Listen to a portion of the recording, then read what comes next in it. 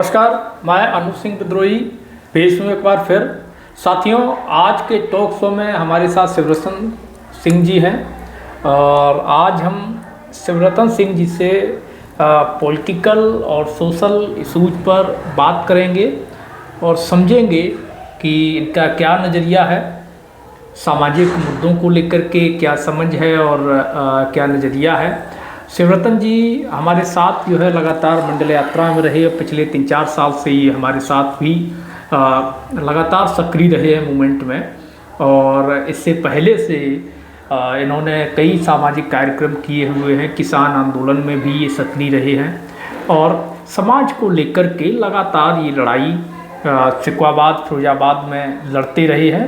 और उसके बाद पूरे देश स्तर पर जहाँ जहाँ मंडल यात्रा रही और जहाँ तक हमारा जो मंडल आर्मी का सामाजिक मूवमेंट रहा है, क्योंकि शिवरतन सिंह जी मंडल आर्मी के राष्ट्रीय प्रवक्ता भी हैं, संस्थापक भी हैं, और ये हमेशा ही पिछले 4 साल से लगातार हमारे साथ बने हुए हैं।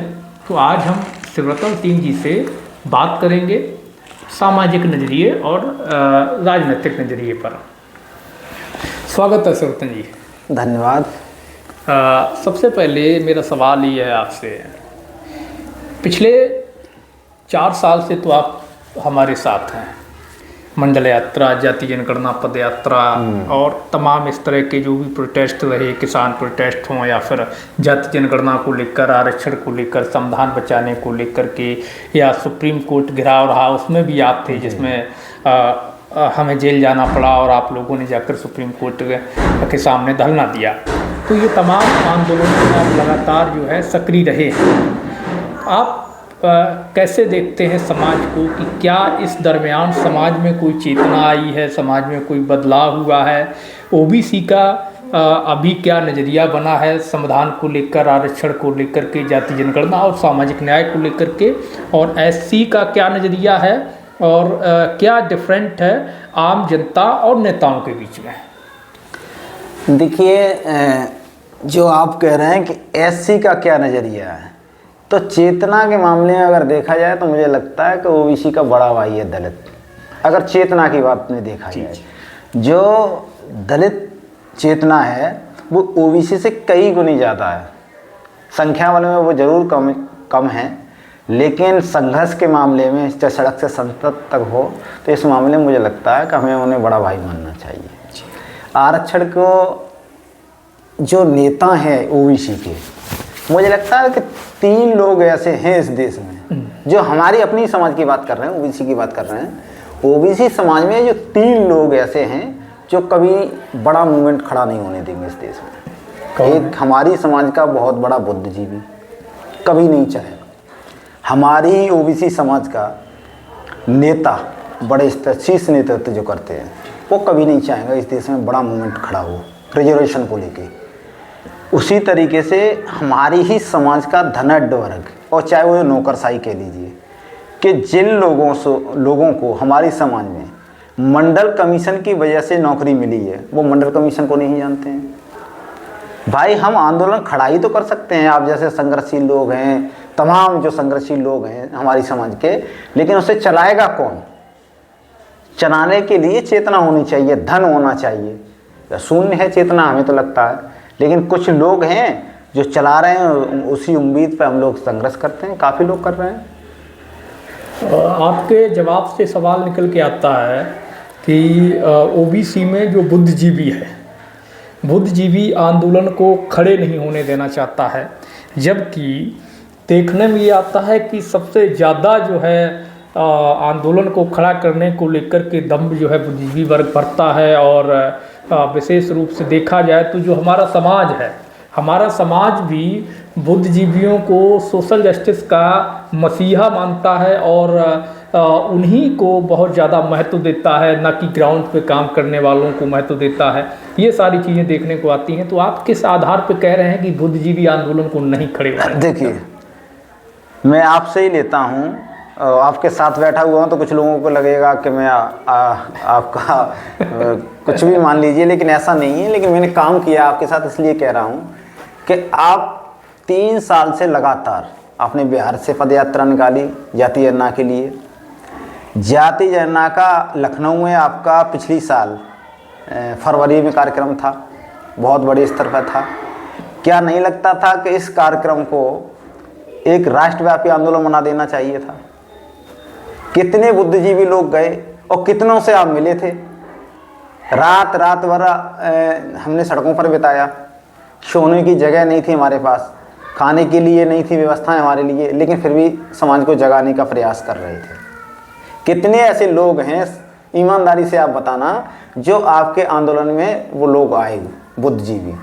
कितने इतने लोग थे लखनऊ के अंदर? अब सवाल हमारे ऊपर है तो हम बता दें जो रियलिटी है, जो शिवरतन जी ने कहा, जो 3 साल ये बताए हैं, ये 3 साल वो हैं जिसमें हम शिवरतन जी और तमाम जो साथी हमारे साथ थे, कुछ आधा दर्जन, इन लोगों ने 3 साल तक अपने घर परिवार, बीवी बच्चों सबको त्याग दिया था।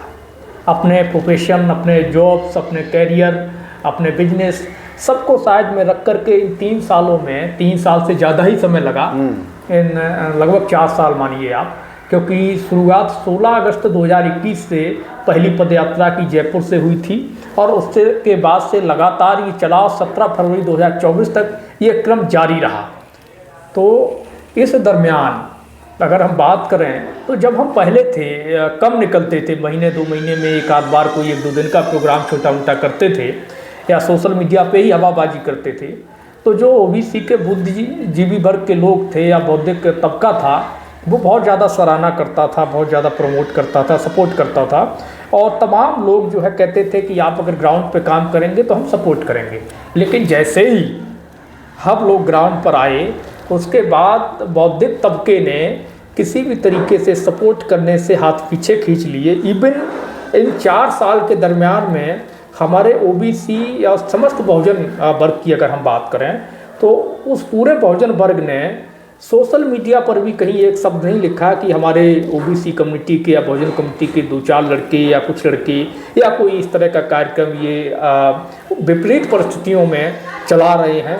इवन हमने ये देखा है कि बुद्धिजीवी वर्ग जो लोग जिनका स्पीच शुरू होता है उनके कैमरे से और या फिर जब वो हॉल्स के अंदर स्पीच देते हैं जहाँ बहुत ज़्यादा व्यवस्थाएं होती हैं, हज़ारों की संख्या में, सैकड़ों की संख्या में लोग होते हैं, इन 2 मोमेंट्स के अलावा वो कभी भी ऐसी जगह पर कोई स्पीच नहीं देते हैं या रैंडम कहीं पहुंच करके किसी चौक चौराहे पे स्पीच दें, किसी अनजान जगह गांव में जाकर के लोगों को समझाएं।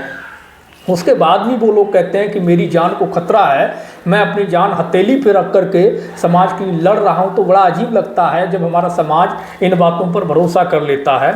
और हम भी अगर बात करें तो हम लोग जिनको मध्य प्रदेश, उत्तर प्रदेश, राजस्थान, बिहार, हरियाणा ऐसी जगहों पर गए जहां जानकारी नहीं थी, हमें पता ही नहीं था, जहाँ बोल रहे हैं कि कौन लोग खड़े, रास्ते तक नहीं पता थे। हम लोग भाषण दे रहे थे तो भाषण सुनने वालों में कौन कौन जाति के लोग हैं, क्या वो हमारे समर्थक हैं, विरोधी हैं, वो हम पर हमला कर देंगे तो हमारा क्या होगा, कि हम अपने आप को बचा पाएंगे या नहीं, पता नहीं। हम सुबह से शाम तक गंतव्य के स्थान पर पहुंचेंगे भी या नहीं पहुंचेंगे, इतने रिस्क में हम लोगों ने किया। तो हम लोगों का जो कार्यक्रम एकदम सेफ लगता था जनता को। तो चलिए, अच्छा, दूसरा आपने कहा कि जो धनाढ्य है और जो एम्प्लॉई है, कर्मचारी है या ऑफिसर वर्ग है, वो सपोर्ट नहीं करता। देखिए, जो लोग, वही चेतना की बात है इसमें भी, शिक्षित होने के साथ साथ अगर हमारी सामाजिक चेतना कमज़ोर है या सामाजिक चेतना हमारे अंदर नहीं है तो जैसी बात है हम अपने समाज का भला नहीं कर सकते। हम उस नौकरी से अपने परिवार का भरण पोषण तो कर सकते हैं, अपने बच्चों को अच्छी शिक्षा दे सकते हैं, अच्छा कपड़ा पहना सकते हैं, खाना खिला सकते हैं, लेकिन जो समाज के लिए करने का जो जब दायित्व आता है ना, तो हम पीछे हट जाते हैं। अगर हमारे अंदर सामाजिक चेतना होगी तो कहीं ना कहीं हम जाके अपनी समाज को आगे बढ़ाने का प्रयास करें। आप सोचिए कि एक नौकरशाही व्यवस्था में जो हमारी समाज के लोग, जो सरकारी एम्प्लॉय जो हैं, आज तक किसी आंदोलन में उन्होंने दुब के छुपक के कहीं सहयोग किया किसी का? क्या तुम्हें लगता है उन्हें कब याद आएगा हमारी समाज में कोई IPS IAS है, कोई किसी भी तरीके का अधिकारी है जो लीगल तरीके से काम करे, हम नहीं कह रहे हैं कि अनलीगल तरीके से, लीगल तरीके से वो सपोर्ट करे। आज तक मुंह में दही जमाए बैठे रहते हैं राजनेताओं की तरह, वो उन्हें भी लगता है कि हमारी नौकरी पे दिक्कतें है, लेकिन उन्हें करना चाहिए। उन्हें याद आता है जब वो रिटायरमेंट हो जाते हैं 60 साल के बाद, फिर उन्हें बहुत याद आती है समाज की, अरे क्या हमें समाज के, फिर वो एक कोई यादव महासभा बनाएगा, कोई कहीं कोई सभा बनाएगा, उसमें जाके बड़े बड़े भाषण देते हैं वो सारे लोग खड़े होके, तालियां बजवाते हैं, परिणाम उसका शून्य होता है। तो बिल्कुल ये बात सही है। और बहुत कम लोग होते हैं कर्मचारी, एम्प्लॉई, बिजनेसमैन में अपार स्वरूप एकाध लोग होते हैं जो सपोर्ट करते हैं। 10% लोग तो हर किसी में रहते हैं, लेकिन दायरा जो सर्वे होगा वो तो 90 के हिसाब से देखा जाए, 90% कोई अगर किसी साइड है तो उसी को पड़ा तो भारी रखा जाए। हाँ, ये बात सही है। और 90% लोग जो होते हैं वो उस साइड होते हैं जो हमारे विरोध वाला पक्ष है, और 10% में भी ग्राउंड पर काम करने वालों के साथ में 0.01% लोग होते हैं, और बाकी के 9.9% लोग जो हैं वो उनके साथ में होते हैं जो केवल जो है भाषण या फिर मंच के कार्यक्रम आयोजित करते हैं।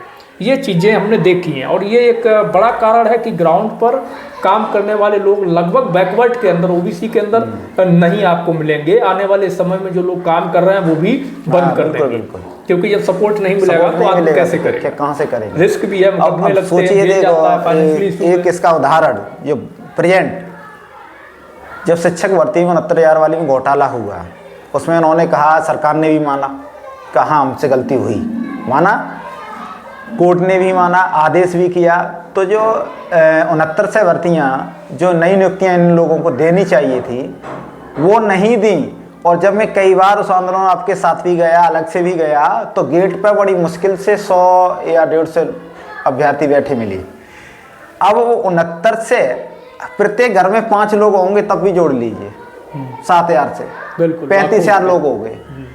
क्या नहीं लगता है कि उस इको गार्डन में अगर 35,000 लोग, केवल उसके परिवार के सदस्य 5 लोगों के हिसाब से भी जोड़ ले, पर परिवार 5 हों, 35,000 लोग अगर 35 दिन भी धरना प्रदर्शन कर देते, क्या सरकार की ताकत थी कि इस तरीके से संवैधानिक अधिकारों का हनन हो जाता?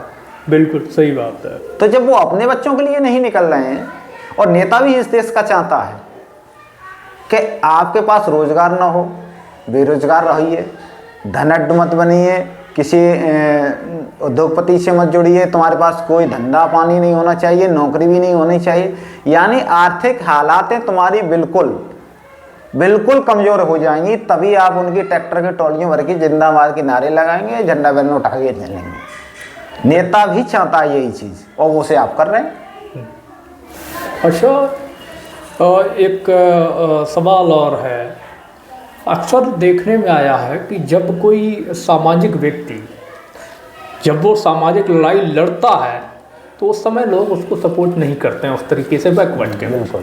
लेकिन अगर वही व्यक्ति ये सोचे कि चलो हम राजनीति के साथ में शामिल होकर के, किसी दल से जुड़ के या चुनाव लड़ करके, टिकट लेकर के खुद को मजबूत करके लड़ाई को लड़ें, क्योंकि लड़ाई जो है कमज़ोर आदमी नहीं लड़ सकता है। लड़ाई लड़ने के लिए आपको हर परिस्थिति से जूझने के लिए तैयार रहना होगा। सामाजिक लड़ाई वो सबसे ज़्यादा खतरनाक है, ठीक है। इसमें आपके कई ऐसे दुश्मन हैं जिनको आप नहीं जान रहे हैं, बिल्कुल नहीं जानते। वो आप पे हमला कर सकते हैं। 90% दुश्मनों को जानते ही नहीं। हाँ, आप पे हमला कर सकते हैं, गोली मार सकते हैं, मुकदमा कर सकते हैं, या फर्जी केस में आपको फंसा सकते हैं, कुछ भी कर सकते हैं, आपका चरित्र हनन कर सकते हैं।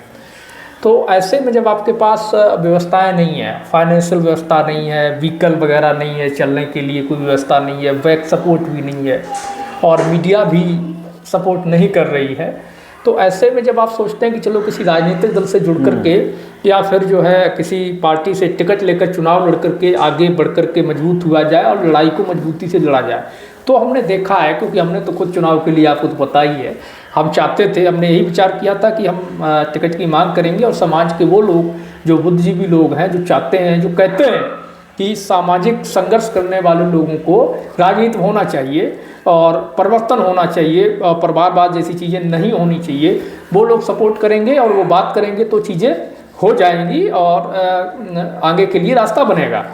लेकिन जब हमने ये चीज़ की तो उन्हीं में से ज़्यादातर लोगों ने विरोध किया। और विरोध करने का तर्क भी ये था कि भाई ऐसा है कि ये तो सीट फलाने सिंह की है, ठीक है, तो आप ऐसा करो अभी इस पे नहीं लड़ो, आप 27 के लिए लड़ना, तब हम सपोर्ट करेंगे, है ना, क्योंकि अभी सारी सीटें जीतनी है। चूँकि रिजल्ट आया देखा हमने, आपने भी देखा, तो क्या अब मैं ये सोच रहा हूँ कि जब मैं 27 में आऊँगा, क्योंकि चुनाव तो लड़ना है, ये तो 100% से हो रहा है कि चुनाव लड़ना है, तो 27 में जब मैं चुनाव लड़ूंगा तो क्या ये लोग ये बात नहीं कहेंगे कि भाई अब ऐसा करो 27 में तो सरकार बना दी है अब आप 32 में लड़ना, ठीक है। तो आखिर इन लोगों को क्या समस्या होती है? ये एक तरफ चाहते हैं कि लड़ने वाले लोग होने चाहिए, और दूसरी तरफ ना ये उनको सपोर्ट करते हैं फाइनेंशियली या फिजिकली, ठीक है, जनसमूह दे करके या धन बल दे करके, और दूसरी तरफ अगर वो पॉलिटिक्स में आकर के कुछ अच्छा करना चाहते हैं तब भी उनका विरोध करते हैं। तो ये इस समाज को आप कैसे देखते हैं? देखिए, एक बात जो आप कह रहे हो कि जो लोग विरोध कर रहे थे, अभी आपसे ही आप बता रहे हो करेल के लिए जब आपने कहा उपचुनाव के लिए तैयारी की तो लोगों ने कहा कि आपको नहीं लड़ना चाहिए, तो उनका पहले आप बैकग्राउंड चेक करिए, ना तो उन्हें राजनीतिक समझ होगी, ये मैं अपने विचार से कह रहा हूँ। वैसे ज़्यादातर ऐसे लोग हैं, फाइनेंशियली आर्थिक हालात भी उनकी ठीक नहीं होंगी, वो लोग आपके लिए ऐसा कहेंगे, आपके लिए किसी के लिए भी कहेंगे। हम लोगों को क्या कि अंग्रेजों ने जब हमारे ऊपर शासन किया तो जो गुलाबी का जो ब्लड है ना, वो मुझे नहीं लगता कि अभी तक निकल पाया। ये कड़वा है, लेकिन मेरे कहने से अगर लोग सुनेंगे तो कुछ लोग मुझे गालियाँ भी देंगे इस बात पर भी देंगे, ये मुझे पता है, लेकिन सच्चाई यही है कि हम राजतंत्र तो खत्म हो गया इस देश में, लोकतंत्र है, लेकिन इस देश के नेता आज भी राजतंत्र चला रहे हैं। उसी भांति हर नेता के पास सामाजिक उद्देश्य से कोई जनता कभी नेता नहीं चुनना चाहती है, सामाजिक नेता नहीं बनाना चाहती है, वो नेताओं से नेता पैदा चाहती है। यही कारण है कि आज हमारी दुर्दशा है। आप फिरोजाबाद से हैं, मैं मैनपुरी से हूँ, बात राजनीति की चली रही है, तो करहल जो सीट है वो आपके बगल की सीट है, और हमारे भी हम तो चुनावी फाइट कर रहे थे। तो इस सीट पर अगर देखा जाए जो रिजल्ट आया, परिणाम आया है, जब अखिलेश जी लड़े थे तो करीब 65,000 से अधिक वोटों से उन्होंने चुनाव जीता था, ठीक 2 साल पहले 22 में। और जब उन्हीं के परिवार के सदस्य तेज प्रताप चुनाव लड़े तो तेज प्रताप महज 14 साढ़े 14,000 वोट से ही जीतते हैं। तो ये इतना बड़ा डिफरेंस आया है, इसको आप कैसे देखते हैं?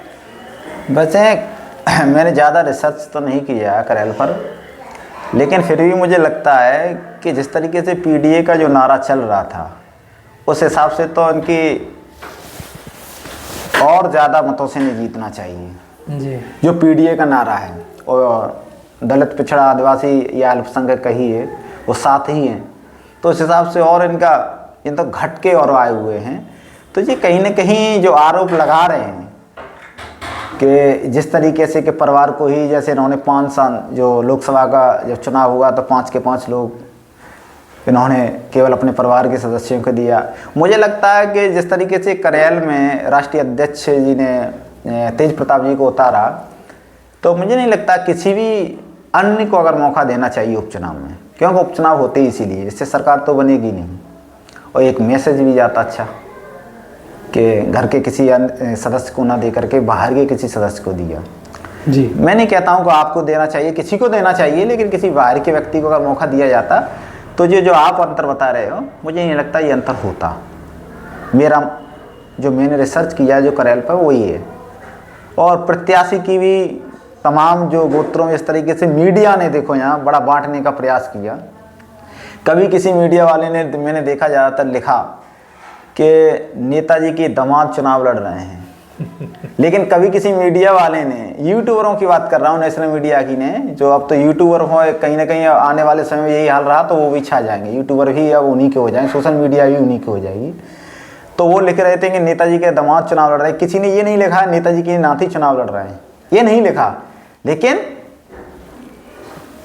देखिए नेताजी के दामाद चुनाव लड़ रहे हैं। बिहार से लेके आए कि लालू जी के दामाद चुनाव लड़ रहे हैं। जी। अरे तुमने ये क्यों नहीं लिखा कि अखिलेश यादव के भतीजे चुनाव लड़ रहे हैं? कभी उन्होंने कभी नहीं लिखा। और हमारे अगर आज यूट्यूबर होते ओबीसी के, SC ST के होते तो लिखने का प्रयास भी करते, लेकिन उन्होंने भी नहीं समझा कि बीजेपी क्या कर रही है यहाँ। अच्छा, जो PDA का नारा है अखिलेश जी का, और टिकट भी उन्होंने PDA को ही दिया, उपचुनाव में भी और लोकसभा में भी दिया। उपचुनाव में भी PDA को टिकट ही दिया गया। लेकिन एक जो खास चीज़ देखने को मिली है, ये सपा का ही नहीं है, अन्य दलों में भी यही है। जब हम देखते हैं कि बात PDA की होती है, बात सबको भागीदारी की होती है, बात जो है जो वंचित लोग हैं उनको आगे बढ़ाने की होती है, राजनीतिक सत्ता और शक्ति देने की होती है, यहाँ तक की बात होती है कि युवाओं को आगे लाना चाहिए, युवा भारत है, युवा आगे आएगा तो देश बदलेगा, और तमाम तरह की बातें होती हैं। इसमें भी हम जब देखते हैं तो नेता, मंत्री, सांसद, विधायक, मुख्यमंत्री के पुत्र पुत्री, रिश्तेदारों को ही टिकट दिया जाता है और दिया गया है। उपचुनाव में भी आप देखेंगे तो PDA वालों ने भी उन्हीं को दिया है, परिवार के आधार पर ही। और वही अन्य पार्टियों में भी रहा है कि अगर हम यहाँ करहल की बात करें तो दो प्रमुख पार्टियाँ जो थीं, सपा और भाजपा, दोनों के जो कैंडिडेट थे वो कहीं ना कहीं पारिवारिक पृष्ठभूमि से आते थे। एक विधायक का पुत्र था और एक जो है पहले से सांसद रहे थे, और जो है उनके परिवार में तो बहुत सारे पद वैसे भी हैं। तो इसको आप कैसे देखते हैं कि भाई क्या ऐसे ही चलेगा, ऐसे ही युवा आगे बढ़ेगा, ऐसे ही वंचितों की आवाज़ सदन में गूंजेगी? क्या ये वास्तव में लोकतंत्र है या फिर न्यू मॉडर्न है राजतंत्र का? नहीं, ये देखिए है, अब ये तो नहीं कह सकते हैं कि इस देश में लोकतंत्र नहीं है। ये देश संविधान से चल रहा है, संविधान से देश चलता है। देश से संविधान तो नहीं चलता ना, संविधान से देश चलता है। लेकिन जो आपने कहा मैं पूरी तरह सहमत हूँ, 100%। ये मैंने देखा कि लोकसभा चुनाव में जिन लोगों को, युवाओं को जो मौका दिया गया, उनकी पृष्ठभूमि कहीं ना कहीं एक बड़ी राजनीतिक परिवार से थी। किसी के पिताजी मंत्री हैं, किसी के विधायक, किसी के, तो ये तो बिल्कुल नहीं चलने वाला। और कहीं ना कहीं जिस तरीके से PDA का नारा देने के बाद दो चीज़ें हैं। एक तो इस पृष्ठभूमि से ये प्रत्याशी को लेके आते हैं, युवा तो लेके आए, लेकिन युवा कभी ज़मीन से लेके नहीं जे आ पाए। अपनी समाज के युवाओं को जो वास्तव में संघर्ष कर रहे हैं, जिनके अंदर वास्तविक सामाजिक चेतना है, योग्यता है, जो सदन को हिला सकते हैं, उन लोगों को ये कभी सदन नहीं पहुंचा पाए। इन्होंने उन लोगों को सदन पहुंचाया जिनके बैकग्राउंड में, जिनके पीछे कहीं ना कहीं एक राजनीतिक पावर पोजीशन, ताकत थी। उस हिसाब से इन्होंने टिकटों का वितरित किया। वो वही खामियाजा अगर यही हालत इनकी रही तो 2027 का जो विधानसभा का चुनाव होगा उसमें बहुत बड़े नुकसान की तरफ ये बढ़ रहे हैं मेरे अनुमान से। मुझे नहीं लगता कि इस तरीके की राजनीति करनी चाहिए किसी भी दल को। और आज से ही बीजेपी कर रही है, उसी के ये भी चलने लगे। अच्छा, ये PDA हो गया। दूसरी तरफ वाले नारा देते हैं कि सबका साथ सबका विकास। तो उसको अगर आप देखें तो उसमें ये देखने को आता है कि उसमें वर्ग विशेष के लोगों को ही टिकट दिया जाता है, एक जाति विशेष के लोगों को टिकट दिया जाता है, और एक विशेष कम्युनिटी को अपना एनिमी बना करके उसके खिलाफ जो है बाकी को भड़काने का काम किया जाता है। जैसे फॉर द एग्जांपल यादव के खिलाफ नॉन यादव को, और मुस्लिम के खिलाफ नॉन जो मुस्लिम रिलीजन्स के लोग हैं उनको प्रवोक किया जाता है, और उसको एक एनिमी की तरफ जो है तरह जो है पेश किया जाता है कि भाई ये आपका सबसे बड़ा दुश्मन है। अगर मतलब ये मुसलमानों पर कंट्रोल नहीं किया गया तो हिंदू राष्ट्र जो है नहीं बन पाएगा, ये इस्लामिक कंट्री हो जाएगा, और कहीं ना कहीं इसमें शरिया और पता नहीं क्या क्या चीज़ें लागू हो जाएंगी। तो इसको कैसे देखते हैं? देखिए, वही फिर चेतना की बात आएगी और शिक्षा की, कि मथुरा में भी धर्म संसद का शायद आयोजन हो रहा है, तो एक धीरेन्द्र शास्त्री जी हैं मध्य प्रदेश से, तो वो पद यात्रा निकाल रहे हैं। उसमें आप संख्या का पता लगाइए कि किस संख्या के लोग सड़कों पर पद यात्रा कर रहे हैं। इतने ही लोग अगर मंडल कमीशन को लागू कराने के लिए पद यात्रा कर रहे होते आज, तो प्रत्येक घर में एक नौकरी होती, और एक नौकरी का मतलब है 10 लोगों को पालना। आज हम लोग संपन्न होते, आज हमें ये पद यात्राएँ करने का मौका शायद ज़रूरत नहीं पड़ती। तो धर्म संसद में नेशनल मीडिया बराबर डिबेट चला रही है हमें इस्लाम से ये जानना है या हमें हिंदू धर्म से ये जानना है, ठीक है ना। लेकिन कभी क्या डिबेट शिक्षा पर हुई? कभी डिबेट आरक्षण पर, रिजर्वेशन पर हुई? कभी न्याय प्रक्रिया पर हुई इस देश में डिबेट? क्या आज की आवश्यकता है कि हमें मस्जिदों और मंदिरों की खुदाई करके ये खोजना चाहिए कि नीचे क्या? बिल्कुल नहीं है, बिल्कुल नहीं है। आज की जरूरत है शिक्षा, न्याय, स्वास्थ्य। जानते हैं जो लोग सड़कों पर पदयात्रा कर रहे हैं, मैं कोई टारगेट नहीं कर रहा हूं उनको, लेकिन मैं बता रहा हूं जो लोग धर्म संसद में, चाहे वो धर्म कोई भी हो, जो बड़ा चाशनी में लिपटा हुआ है, धर्म किसी का हो, सब में पाखंड हो, सबके अंदर सब में पाखंड है। कोई भी धर्म बिना पाखंड के है ही नहीं जी। जितना व्यक्ति धर्म को मानेगा, शिक्षा से वो उतनी ही दूर जाएगा, उतना ही कट्टर होगा। जिस धर्म में जितने लोग अशिक्षित ज्यादा होंगे, वो धर्म उतना ही कट्टर होगा। जिस धर्म के लोग जितने ज्यादा पढ़े लिखे होंगे, वो धर्म उतनी ही उन्नति कर रहा होगा। धर्म को मानना ना मानना वो एक अलग मसला है, निजी मसला है, निजी मसला है, उस पर नहीं जाएंगे, क्योंकि अभी बड़ा उत्तर प्रदेश में हालातें देख ही रहे हैं। डबल इंजन सरकार है, क्या है ट्रिपल इंजन, क्या कैसी है। लेकिन सत्य यही है कि आज हमें इसकी तरफ न जा करके स्वास्थ्य पर ध्यान देना चाहिए। जब एक साधारण परिवार का सदस्य जो नेताओं के झंडे बैनर लेके घूमते हैं ना, जब जनरल कोच में रेल में जाके जनरल कोच में जाकर के अपनी महिलाएं, घर के किसी महिला सदस्य के साथ जब ये सफ़र करेंगे, तब इन्हें एहसास होता गरीबी का। तब तक इन्हें एहसास नहीं होगा, तब तो नेताजी के जिंदाबाद के नारे लगाते हैं। जब उसमें तमाम तरीके भीड़ बकरियों की तरह लोग भरे होते हैं, जिस महिलाओं की बगल से निकल के जा रहे हैं जो हमें पसंद नहीं है, लेकिन मजबूरियाँ क्या करेंगे, तब हमें एहसास होता है कि हम तो गरीब हैं, नेताजी के झंडे उठा रहे थे। हमें गरीबी का एहसास कब होता है? जब हमारे ही सामने हमारे ही परिवार का कोई सदस्य इलाज के अभाव में दम तोड़ रहा होता है। हमें पता है कि हमें से पैसा अगर होता तो हम इसको बचा लेते, लेकिन हमारे पास पैसा न होने की वजह से, स्वास्थ्य सेवाएं इस देश की अच्छी न होने की वजह से हमारे घर का एक सदस्य हमसे दूर जा रहा है और हमेशा के लिए जा रहा है। तब आपको आपकी आंखों से जो आंसू आएंगे वो पश्चाताप के होंगे। तब तुम महसूस करोगे कि हम आज गरीब नहीं होते तो आज हमारा भाई, हमारा पिता, हमारी बहन या हमारी पत्नी या हमारी माता आज हमारे सामने इलाज के अभाव में दम नहीं तोड़ रही होती। कोई विधायक, कोई सांसद आपके आंसू पोंछने नहीं हॉस्पिटल में जाता है।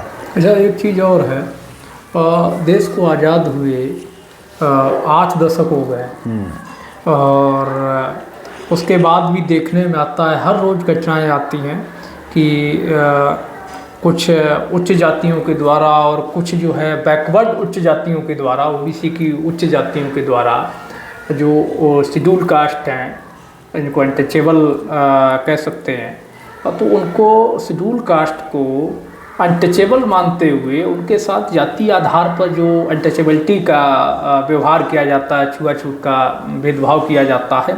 और ये चीज़ें यही नहीं चलती। अभी मैंने देखी कल एक खबर कि मध्य प्रदेश के अंदर एक ओबीसी परिवार के द्वारा कोई लड़का था जो एससी जाटव कम्युनिटी से बिलोंग करता था, वो अपने मामा के यहाँ गया था, उसके नाना और मामा एक्सपायर हो चुके थे, तो वहाँ का काम धाम, उनका खेती वेती जो भी होता होगा, परिवार की मदद के लिए जाया करता था। तो बगल में कोई दाकड़ जो एक जाति होती है ओबीसी में आती है, उसका ट्यूबवेल वगैरह कुछ था, उससे उसने पानी लिया या पानी पिया, जिसको लेकर के उस लड़के को उस सरपंच के परिवार ने इतना पीटा और तब तक पीटा जब तक वो मर नहीं गया। क्यों? क्योंकि वो जाटव था, चमार था और वो जो था वो बैकवर्ड था, यानी कि ये दलित था और वो ओबीसी था, और इस आधार पर उसको पीटा गया क्योंकि एक अछूत ने उसके नल से, बोरेबल से या समर से पानी कैसे ले लिया है, यानी कि उसके मन में कहीं ना कहीं ये रहा कि हमारा पूरा जो है ये छूत कर दिया, इसने हमको नीच बना दिया। तो क्या आज के दशक में ये चीज़ें समाज के अंदर एग्जिट करती हैं? क्या इन चीज़ों का कोई स्थान होना चाहिए? और अगर ये मानसिकता है, अभी भी बनी हुई है, तो इसका इलाज क्या है? देखिए, संविधान में स्पष्ट लिखा हुआ है, लिंग भेद, जात पात, धर्म के आधार पर तुम किसी से भेदभाव नहीं कर सकते। उसके बाद भी ये घटनाएं बराबर हो रही हैं। कहीं किसी भी राज्य में देख लीजिए, कहीं देख लीजिए, पूरे देश में ये हाल है। और मुझे लगता है कि 2014 से पहले शायद ये कम थी। 2014 के बाद सत्ता में जब से बीजेपी आई, बीजेपी है तो कहना पड़ेगा, उसमें कोई दो राय तो है नहीं कि नहीं कहें, उसके बाद ये बढ़ा इसका जो दौर है ना। और सामंतवादी विचारधारा या ब्राह्मणवादी विचारधारा किसी में भी हो सकती है, उसके लिए ज़रूरी नहीं होता है कि ब्राह्मण ही होना चाहिए। बिल्कुल राइट, ब्राह्मण और ब्राह्मणवाद दोनों अलग अलग चीज़ें हैं। ब्राह्मण एक जात है और ब्राह्मणवाद तो किसी में भी हो सकता है, वो एक विचार है।